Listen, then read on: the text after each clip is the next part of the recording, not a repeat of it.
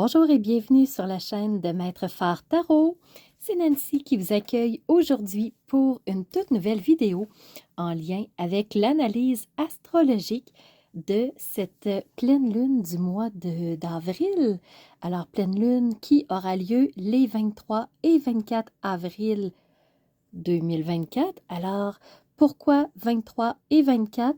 C'est que la pleine lune, pour qu'elle soit complètement pleine, cette lune-là, elle doit être à l'opposé complet du Soleil dans la roue zodiacale. Alors, le Soleil, il est à 4 degrés 18 minutes dans le signe du Taureau et la Lune, pour sa part, est dans le signe du Scorpion, elle aussi à 4 degrés 18 minutes. Alors, c'est ainsi que se forme la pleine lune, mais ça ne dit pas pourquoi c'est le 23 et 24 avril 2024. C'est parce qu'au Québec, la pleine lune sera formée entièrement à 19h48, heure de Québec. Alors, si vous êtes plutôt sur le fuseau horaire parisien, par exemple, vous avez 6 heures supplémentaires sur nous, ce qui fait que 19 plus 6, donc 7 plus 6, bien, il est rendu 1h48 du matin sur votre fuseau horaire à vous. Et vous êtes passé à la journée du 24 avril, tandis que nous sommes encore la journée du 23. Alors, c'est la raison pour laquelle la pleine lune est sur, entre parenthèses, 2 journées. C'est qu'elle, tout dépendant de votre fuseau horaire, elle va toucher une journée ou une autre. Alors, le soleil se trouve dans le signe du taureau, un signe qui est un signe de terre tout d'abord, et le taureau représente l'ancrage, représente la sécurité matérielle, la sécurité financière. Pourquoi financière? Parce que la maîtresse du taureau, c'est Vénus, et Vénus représente les finances. Alors, le taureau représente la sécurité matérielle, financière, la sécurité en tout point. Et le soleil, ben, c'est l'expression de qui nous sommes. Alors, on va chercher à s'exprimer de façon sécuritaire, de façon stable, de façon ancrée. Alors, ce qu'on veut, c'est être solide dans ce que nous sommes, solide où nous sommes. Alors, vraiment, l'expression, à mon avis, va prendre cette teinte-là d'expression pour démontrer notre sécurité, notre ancrage, qui vraiment reflète le taureau, signe de terre. La lune, pour sa part, est dans un signe d'eau. Elle est dans le signe du scorpion. Le scorpion, c'est un signe de profondeur. Il plonge jusque dans les abîmes, les plus profonds endroits pour aller dénicher les failles, les moindres petites choses qui ne fonctionnent pas. Alors le taureau, lui, pas le taureau, le scorpion, ce qu'il veut, c'est vraiment aller gratter au fond des choses, c'est aller comprendre au maximum ce qui bloque, parce que lui, il ne se... il va pas s'accorder, il va pas se laisser convaincre avec quelque chose de flou, quelque chose de superficiel, quelque chose qui n'est pas expliqué. Non, il veut comprendre entièrement les choses, comment ça se passe, il veut toutes les informations et s'il ne les a pas, le scorpion, il va aller creuser. Alors la lune, ben, c'est un signe qui représente le féminin et la lune représente aussi nos émotions, nos sentiments, nos ressentis. Elle représente aussi tout ce qui est caché, le subconscient. Et là, la lune, elle est dans un signe qui veut de la clarté, qui veut de la profondeur. Et vu qu'on est dans une pleine lune, pour qu'elle soit entièrement vue, elle est éclairée par le soleil. Alors la lune qui habituellement est cachée, qui habituellement est floue, qui représente vraiment des choses qui ont été repoussées loin dans notre subconscient, mais là, ça va être mis au grand jour. Là, ça va être éclairé. Là, ça va être visible. Ça va être su. Alors, qu'est-ce qu'on va savoir? Qu'est-ce qu'on va éclairer? Qu'est-ce qu'on va comprendre qui, avant, ne l'avait pas été? Reste à voir comment ça va se présenter à nos yeux. Mais c'est ce qu'on pourrait s'attendre pour la pleine lune du 23-24 avril. Je vous ferai tout simplement la petite précision que pour le monde énergétique, pour le monde astrologique, le signe du Bélier est le premier signe de l'année, ce qui veut dire que cette pleine lune est la première de l'année et elle fait suite à la nouvelle lune qui avait eu lieu le 8 avril, bien sûr, et qui euh, était couplée aussi à une éclipse solaire totale. À ce moment-là, la Lune est venue s'interposer entre la Terre et le Soleil pour former un écran, ce qui a masqué le Soleil pendant quelques minutes, tout dépendant à quel endroit vous vous trouvez en Amérique du Nord. Et Amérique du Nord, je mets entre parenthèses Mexique, le Mexique ne fait pas partie de l'Amérique latine. Le Mexique est en Amérique du Nord.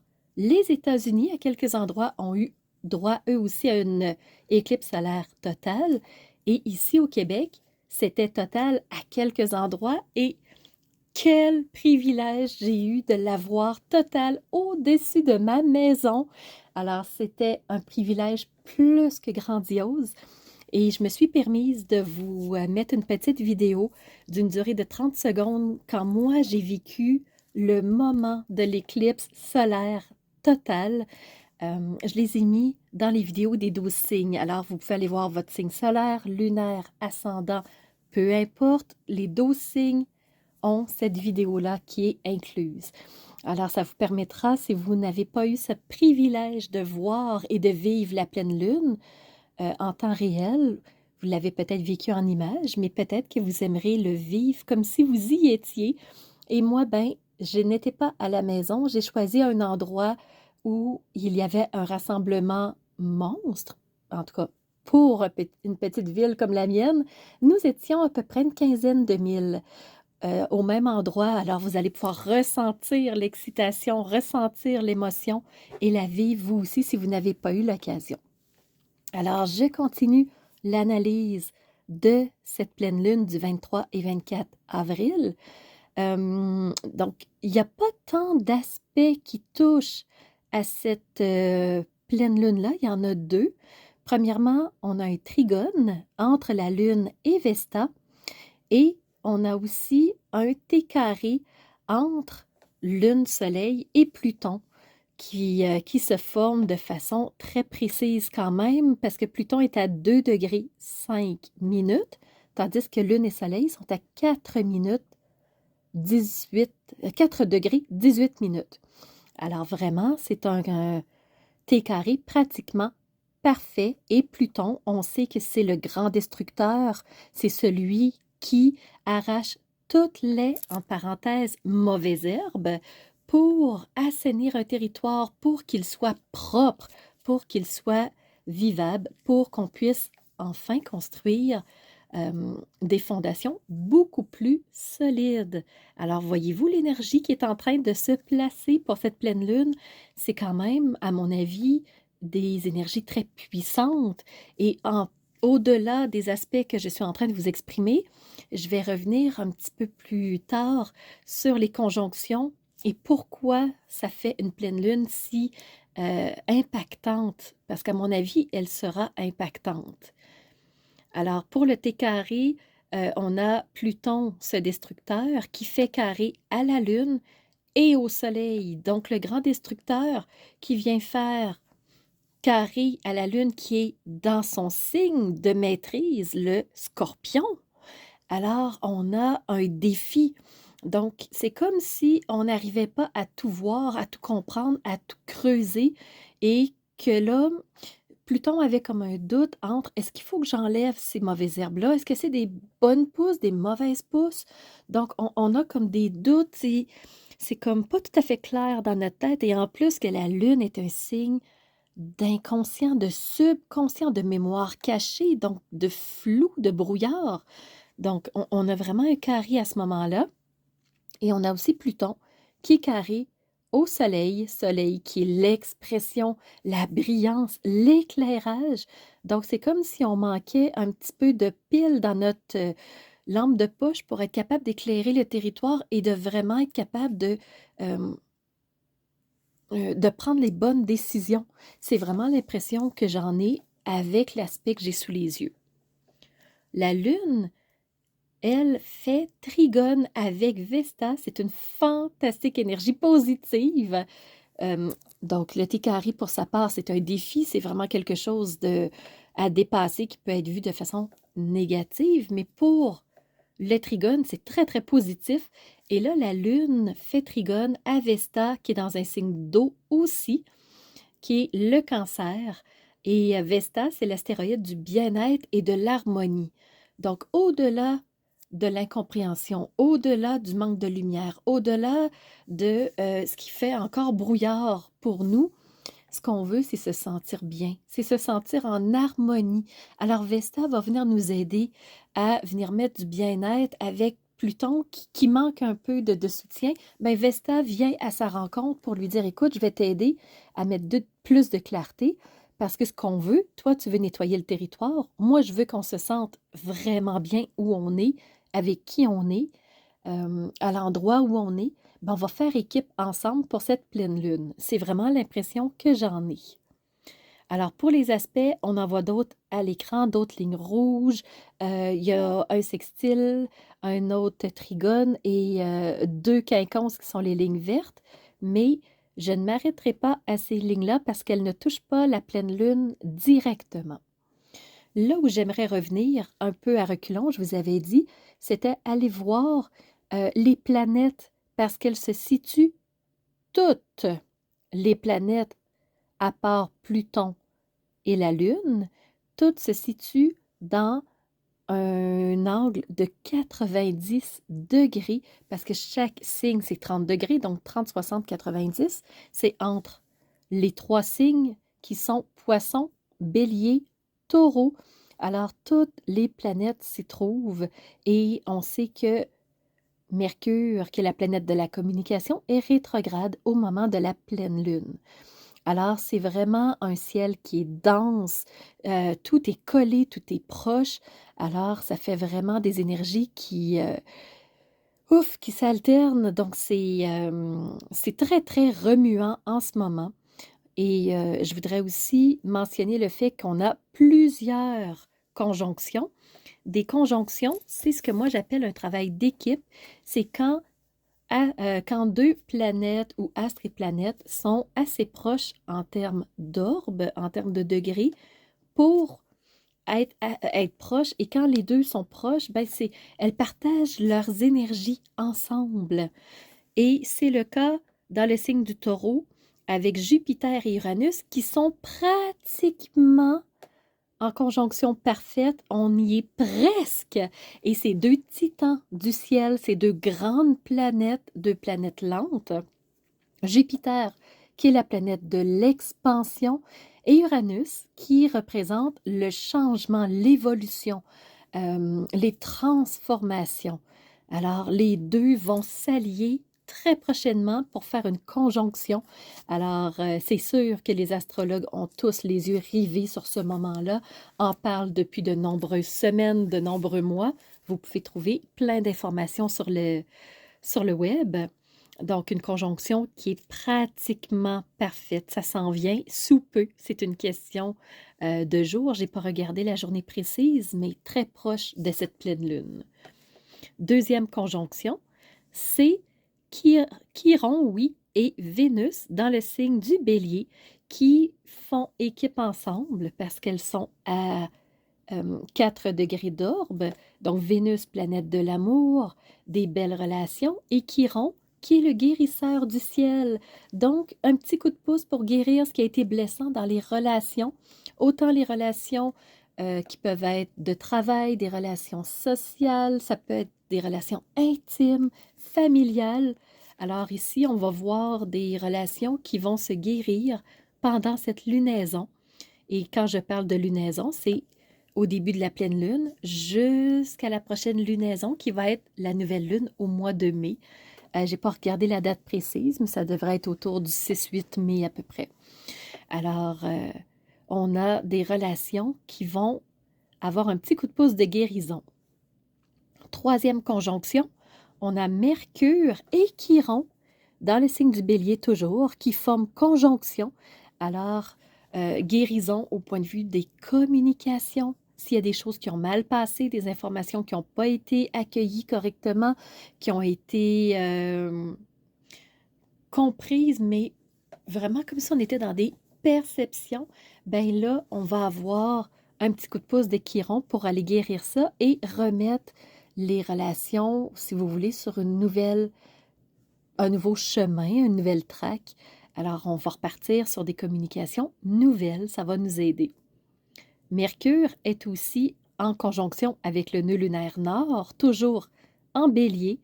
Alors, on a les deux qui sont à peine, on pourrait dire quasiment 1 degré, même pas d'ordre, donc c'est très, très, très, très proche.